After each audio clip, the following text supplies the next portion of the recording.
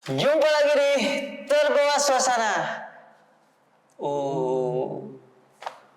Kok nggak takut? Aduh, akhirnya podcast lagi nih. Apa? 2 minggu ya kita nggak podcast. 2 minggu benar, 2 minggu. Rindu ya dengan cerita-cerita horor ya. Kira-kira udah didatengin setan belum? 2 minggu ini? Alhamdulillah belum. Kemarin katanya waktu lagi kerja tiba-tiba ada gedor-gedor pintu ya. Wah, di atas ya? Iya, serius. Enggak. Terus tiba-tiba ada air, nggak tahu dari mana.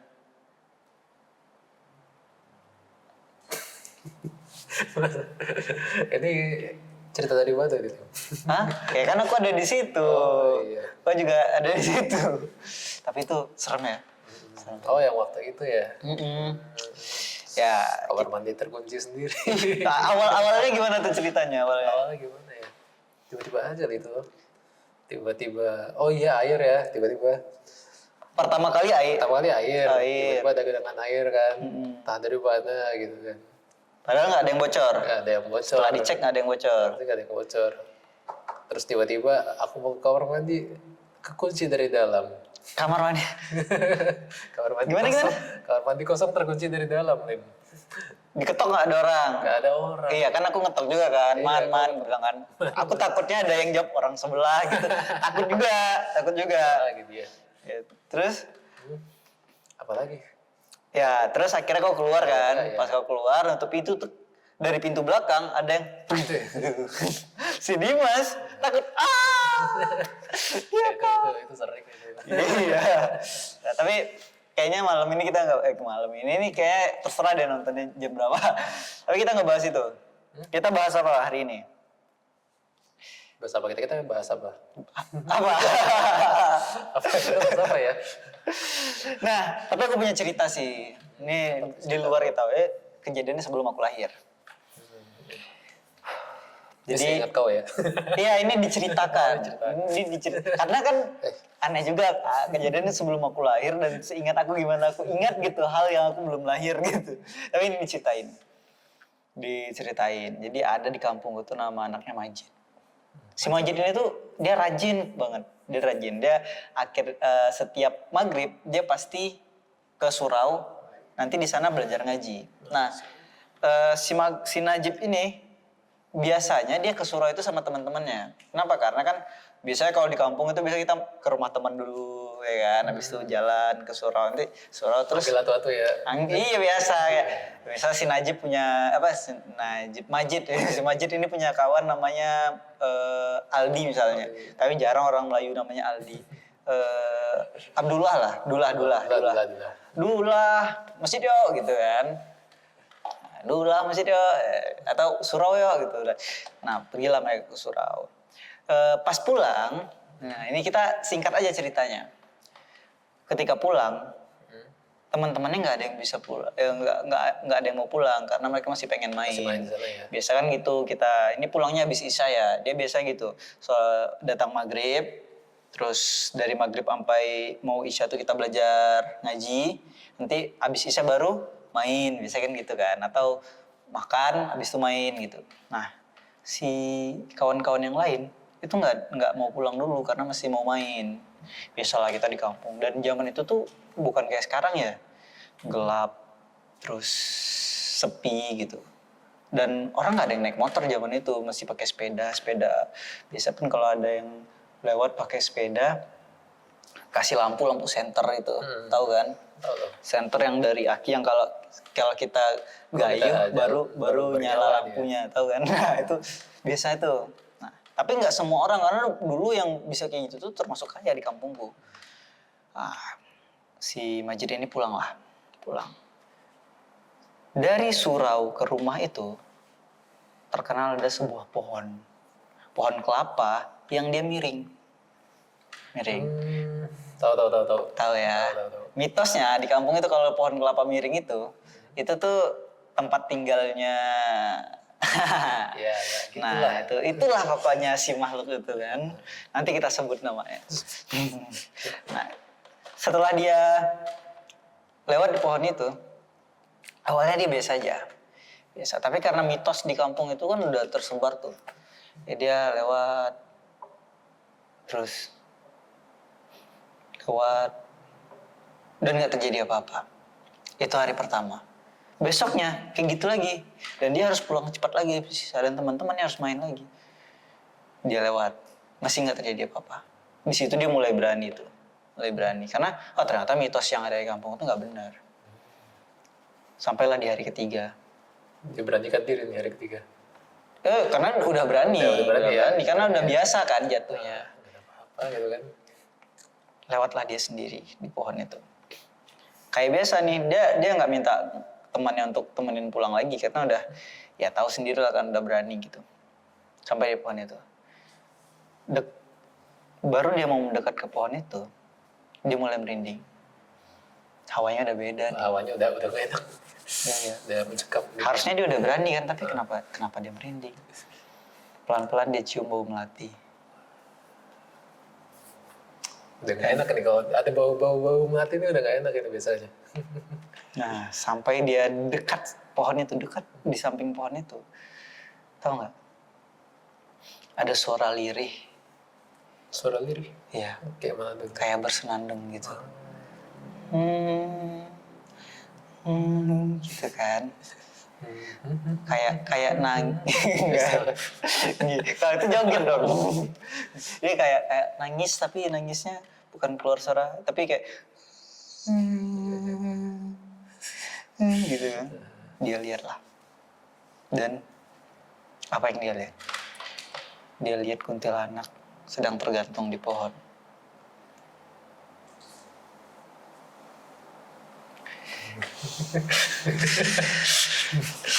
Kok ada yang bunyi-bunyi nih? Kok mulai banyak yang bunyi-bunyi sih? Nih, udah gak kondusif nih. Dia lari terbirit-birit. Iya sih. Dia lari terbirit-birit sampai ke rumahnya, dia langsung sakit demam. Nah, katanya di pohon itu banyak warga yang memang sering lihat kuntilanak.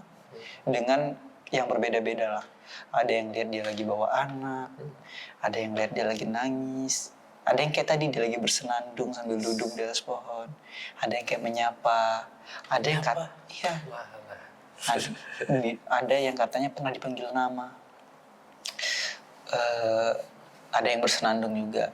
Kan kita kebayang ya, zaman itu tuh kan masih gelap semuanya.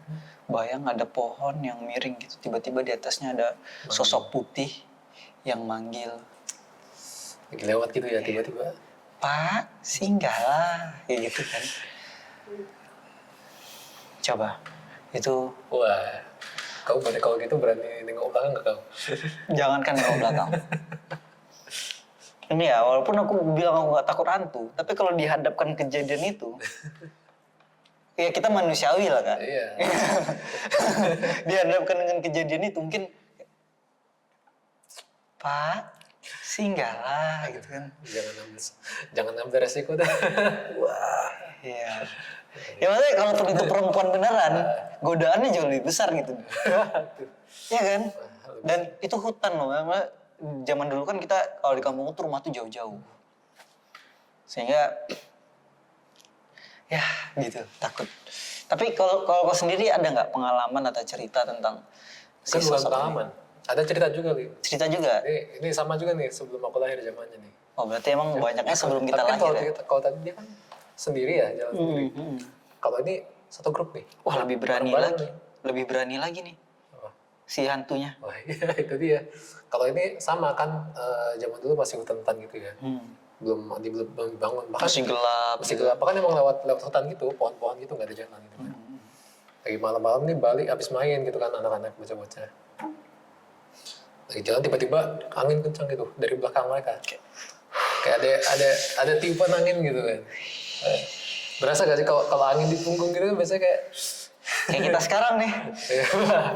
Waduh. Kok dingin tiba-tiba ya? Iya, biasanya kalau ada apa tuh berasanya di sini ya di belakang. Nah terus. Kan dingin kan. Duh, kok beda deh. Kenapa kemarin kita cerita tentang setan nggak segininya nih? Wah, jadi udah berasa angin nih. Kayak tadi ada senandung gitu. Serius. Kayak rada-rada ketawa gitu. Kayak biasa kan gimana sih ketawa itu tuh? Gitu ya. Ya nggak bisa meragain lagu. Iya. Suara kecil gitu kan. Kan kalau dari legendanya kalau suaranya apa namanya? Suaranya kencang yang kita dengar berarti masih agak jauh. Tapi kalau suaranya Kecil. itu ya. Kayak di tepi telinga gitu tapi berbisik. Wah, serem juga ya. Terus. Nah itu, nah habis itu udah gitu mereka bareng-bareng nih merasa ada yang ngerangkul mereka ini. Serius. Berarti kayak dingin, tiba-tiba ada kayak tangan dingin yang Iya. Wah, rangkul mereka. kayaknya ini hantu paling serem yang pernah kita bahas sih. Langsung gimana ya? Langsung lari lah mereka. Birit. Birit. Walaupun kayak awalnya mereka rada shock gitu kali ya, berarti itu.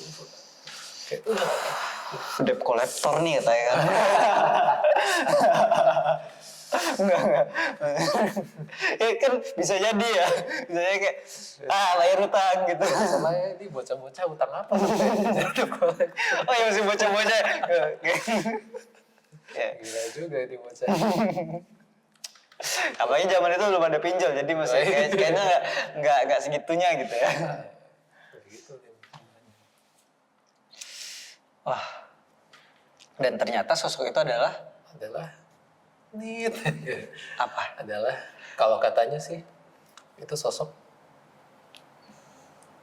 Wah, sebut dong. Wah, itu gak berani ya.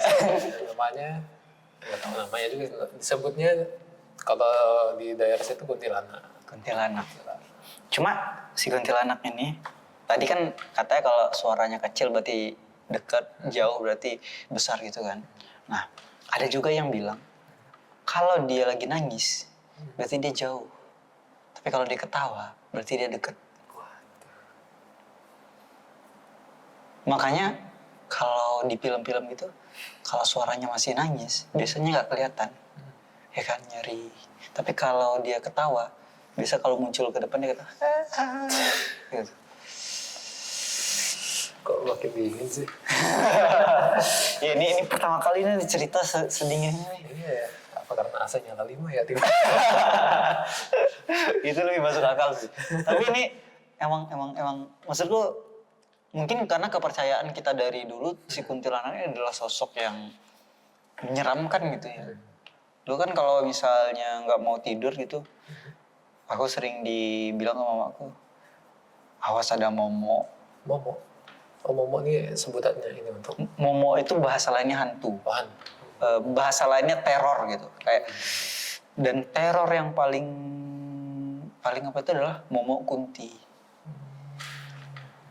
Jadi kayak awas ada momo kunti. Kalau kita nggak mau tidur, jadi kita kayak Bukannya bikin lu nggak bisa tidur ya? ya dulu kalau pas kecil kan kita gimana juga kayak kalau kita takut gitu kan harus tidur Iya, gitu. Iya sih. Pernah juga kejadian nih, jadi katanya kuntilanak itu kalau dia muncul kayak tadi tuh tercium bau melati. Terus selain kecium bau melati, anjing, ayam atau hewan-hewan yang ada di sekitar itu akan bersuara menggonggong atau berkokok gitu di tengah malam itu. Anjingnya langsung berkokok kayak. Dan aku pernah mengalami itu. Jadi ada suatu malam di kampungku, aku duduk di teras.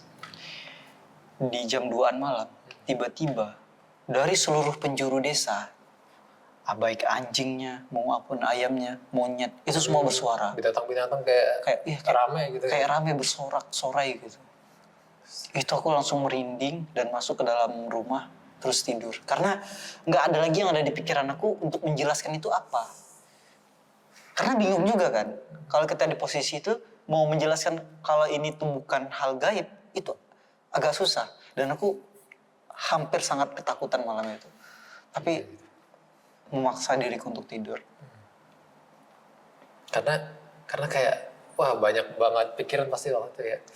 Kayak nggak tahu kan kenapa Kok semuanya gitu. Semuanya kok rame. Kalau misalnya cuma ada anjing yang menggonggong tiba-tiba kita masih oke gitu. Tapi kenapa tiba-tiba kayak baik anjing, monyet, bahkan suara-suara monyet di dalam hutan itu kedengaran.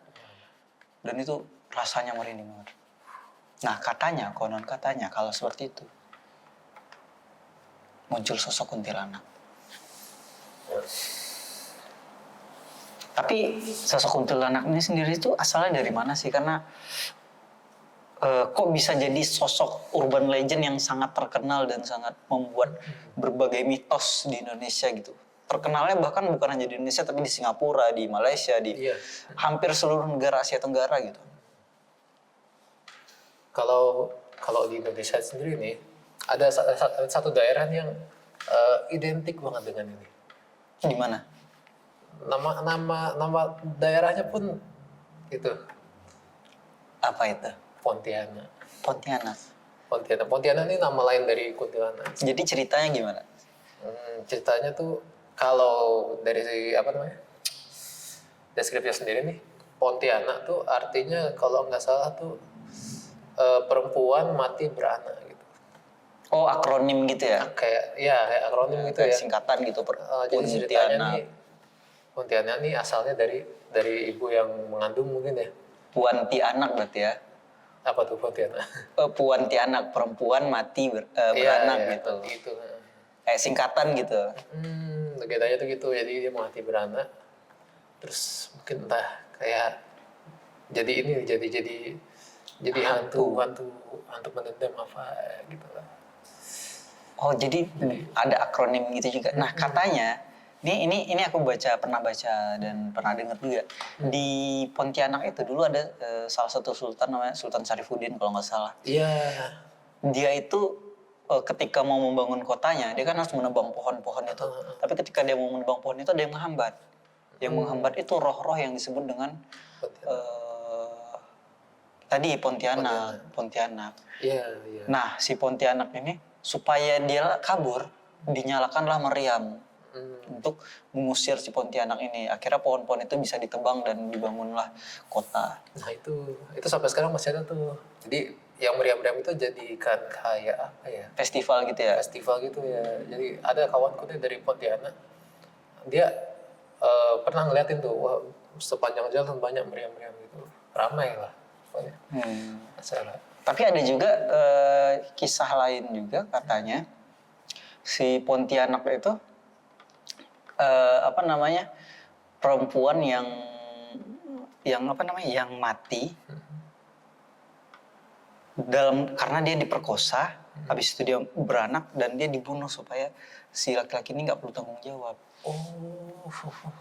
Makanya lahirlah setan-setan yang nggak tenang gitu. Kayak mendendam gitu ya. Mendendam. Padahal ya, aku pernah dengar juga ada yang bilang kalau seandainya perempuan yang mati karena melahirkan atau mengandung itu malah arwahnya tenang gitu dalam ajaran Islam gitu, ya kan? Karena mati syahid. Jadi kayak nggak masuk nih sebenarnya. Tapi ada nggak alasan lain kenapa kuntilanaknya akhirnya di Indonesia tuh terkenal banget dan tersebar di mana-mana gitu? Sebenarnya itu jadi pertanyaan gue juga ya. Kenapa? Karena sosoknya ini mirip semua kan. Iya, dan general banget lah. General banget. Tapi kemungkinan ya kalau dari yang gue baca-baca, ini tuh ada hubungannya dari peninggalan Belanda juga. Nih. Kenapa itu?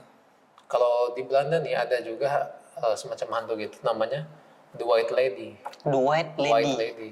Jadi kayak perempuan bergaun putih itu. Terus. Mungkin jadinya pas masuk ke sini jadinya kuntilanak itu.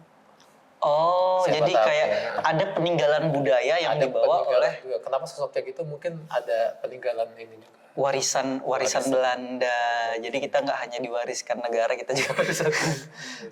Tapi ada juga nih. Kalau itu kan dari sosoknya ya. Kenapa ada sosok kuntilanak? Ada narasi kuntilanak nih. Ada satu penelitian dari sisi antropologis. Berarti ini belajar tentang bagaimana kuntilanak muncul dari kemanusiaannya gitu. Jadi ini ada research dari Jerman, namanya aku lupa. Disertasi ini berarti penelitian doktoral. Ada nggak tahu. Aku ada ini sih papernya yang aku baca tadi. Jadi kesimpulannya sih ya. Jadi narasi ini waktu itu dibuat untuk proteksi malah. Proteksi. Proteksi terhadap perempuan, kaum perempuan. Karena mungkin saat itu apa ya, daerahnya kan masih mungkin pengamanan belum terlalu kuat ya. Jadi agar kaum perempuan tuh agak apa namanya, nggak terlalu khawatir dijahatin lah sama orang. Jadi kayak jadi orang tuh kalau mau jahatin perempuan nih, kaum perempuan jadi kayak mikir-mikir lagi gitu. Karena wah mungkin ntar dikiranya kuntilanak gitu kan, atau kuntilanak itu narasinya. Nah, aku pernah dengar juga tuh kalau kisah itu. Jadi si kuntilanak ini dari segi pakaian ya, kan dia kan pakai daster ya, pakai daster. Iya. Nah, ada kisah di mana sebenarnya awalnya kuntilanak tuh tidak memakai daster. Maksudnya secara pakaian itu tidak digambarkan seperti itu awalnya. Banyak referensi gitu, ada yang bilang memang bajunya kumuh dan sebagainya, karena kan Ada yang pakai gimana hoodie gitu ya. iya mungkin bisa jadi, atau dia pakai kacamata, pakai blazer gitu, bisa jadi. Apalagi kan dia kan kemungkinan kalau dia warisan dari Belanda, kemungkinan dia pakai gaun. Nah, white lady itu kan seingatku dia pakai gaun, Iya, bukan pakai gaun, daster. Nah, tapi kenapa sampai di Indonesia itu pakai daster? Ini ada isu sosial juga yang dibawa. Sama kayak tadi, jadi ketika si kuntilanak ini pakai di saat itu, di zaman itu, internet kan belum ada, belum kayak sekarang. Sekarang mah kita bisa lihat bisa lihat paha, bisa lihat apa-apa di internet doang kan. Di zaman itu kan enggak kan. Kita serba sopan lah, masih ada kesopanan waktu itu. Dan pun ada pakaian-pakaian yang minim atau sebagainya, terutama daster waktu itu dipakai untuk di rumah. Sehingga lelaki di saat itu mungkin lebih membuncah ketika melihat wanita yang pakai daster, karena itu kan pakaian rumahan ya jatuhnya. Iya. Nah, sehingga kalau ada perempuan yang keluar pakai daster, itu sangat berisiko untuk ya tadi terjadinya kejahatan. Oh, berarti kembali lagi ke tadi kayak sebagai proteksi jadi. Sebagai proteksi, makanya dibikinlah si hantu perempuan itu pakai daster. Supaya ketika ada perempuan yang keluar malam pakai daster, orang-orang menganggap kalau itu adalah si kuntilanak, sehingga tidak berani untuk ya begitu. Tapi kalau zaman sekarang sih kita lihat kuntilanak tuh justru jauh lebih sopan daripada daripada ini ya.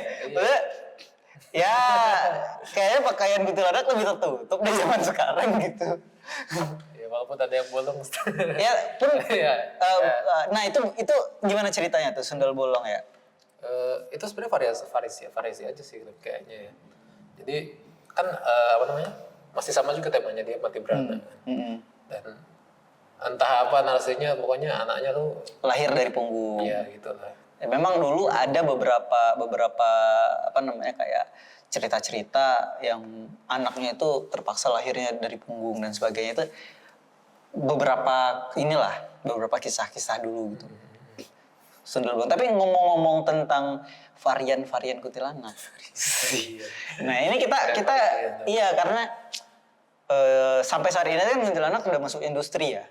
Maksudku kalau kita bahas kuntilanak sebagai mitologi ya mungkin tadi kuntilanak itu white lady sehingga dia cuma pakai baju putih dan sebagainya. Tapi ketika dia masuk ke industri, maka dia harus punya varian supaya dia tidak membosankan gitu. Ada nggak varian kuntilanak yang paling kau suka? Yang paling gue suka. Wah, gila. Nggak tahu ya, kalau paling gue suka nggak tahu ya. Tapi yang pernah aku dengar ya, yang kayaknya sempat populer waktu itu, kuntilanak merah. Oh, ini sama kayak pocong merah berarti? Sama ya kayak pocong merah. Dia intinya sih ya dia kayak lebih ganas ya bahasanya. Nah, ini mungkin kalau dari kuntilanak merah sih mungkin sangat terkenal ya. Jadi bisa dibahas juga di isu sosialnya, kalau wanita yang dibunuh itu bisa balas dendam. Jadi kita nggak boleh melakukan kejahatan karena nanti berbalik ke kita gitu kan. Tapi secara kejadian nyata, mungkin kuntilanak merah ini agak sedikit berbeda nih daripada kuntilanak putih. Nah, karena ada beberapa orang yang katanya pernah melihat si kuntilanak merah ini, secara kemunculan itu dia berbeda. Kalau tadi kuntilanak berbau melati, Dingin. Kok bau melati ya? Waduh. Itu udah bunga banyak. Banyak sih, tapi itu kan bunga Banyak mati. juga. Nah, si kuntilanak merah itu katanya berbau amis Bagus. muncul karena lahir dari kebenciannya itu. Ah. Terus warna bajunya itu merah darah, jadi kayak ada yang bagiannya merah tuh gelap gitu. Dan dia bukan tertawa, tapi menangis lirih. Beda dengan kuntilanak putih tadi yang katanya tertawa hihihi gitu kan. Tapi kalau kuntilanak merah itu katanya dia nangis. Dan katanya cenderung dia tidak bisa menyapa atau berbicara seperti kuntilanak pada umumnya. Kan kalau kuntilanak pada umumnya kan tadi singgah gitu kan, atau Iya. Bang bonceng gitu. Atau kayak kalau dulu Suzana itu kan kayak Ya, Bang. sate. Iya kan. Iya. Satenya 100 tusuk gitu kan. Nah, tapi katanya cenderung kuntilanak merah itu dia nggak bisa bicara karena udah ketutup sama kebencian. Jadi dia agak sedikit berbeda nih sama kuntilanak putih. Wah. Tapi uniknya juga aku pernah baca kuntilanak itu ada varian berdasarkan umur. Duh. Nah, ini aku nggak tahu ini benar apa enggak ya. Mungkin karena ini lucu. Jadi kuntilanak itu kalau umurnya 1 sampai 100 tahun warnanya masih putih. Begitu dia 100 sampai 200 tahun dia berubah jadi warna pink. Kok warna pink gitu? Ini jadi namanya pocong pink kan? Pongki, pocong pinky. Nah, ketika dia 200 sampai 300 tahun dia jadi warna hijau. Berlumut. Ketika dia 300 sampai 500 tahun dia jadi warna biru. Dan ketika dia udah di atas 500 sampai ribuan tahun dia jadi warna hitam. Makanya kita pernah dengar konsep kuntilanak hitam gitu kan. Nah, itu katanya legenda kuntilanak yang paling lama lah hidupnya gitu. Nah, tapi kalau berdasarkan awal kemunculannya si kuntilanak, berarti belum ada kuntilanak hitam sekarang. Karena belum ada awal muncul. Iya kan? Nah, kalau dihitung dari awal kemunculan sejarahnya si kuntilanak ini masih tahun 1800-an.